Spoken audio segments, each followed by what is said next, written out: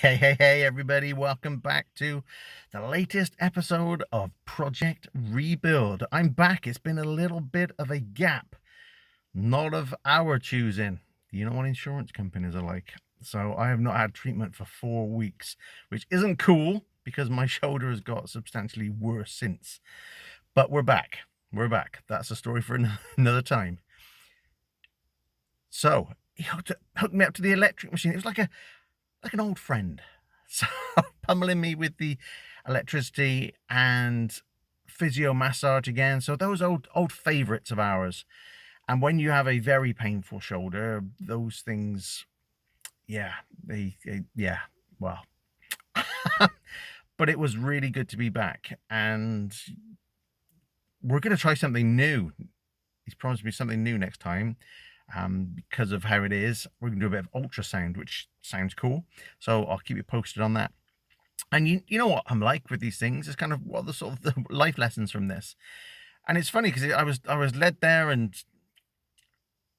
it kind of came to me that trust and that faith that we have in others, that building relationships is so important.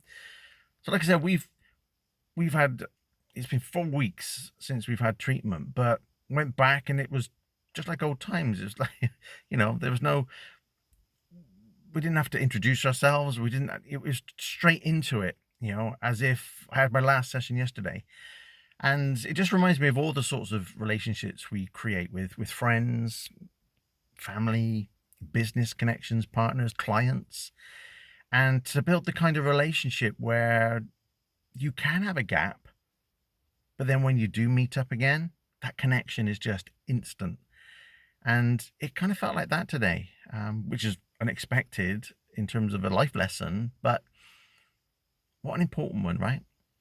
So maybe it is, some time to reflect on some of those relationships you've got, and which ones have you got where you can just step into a room with somebody after a fair amount of time and just clicks.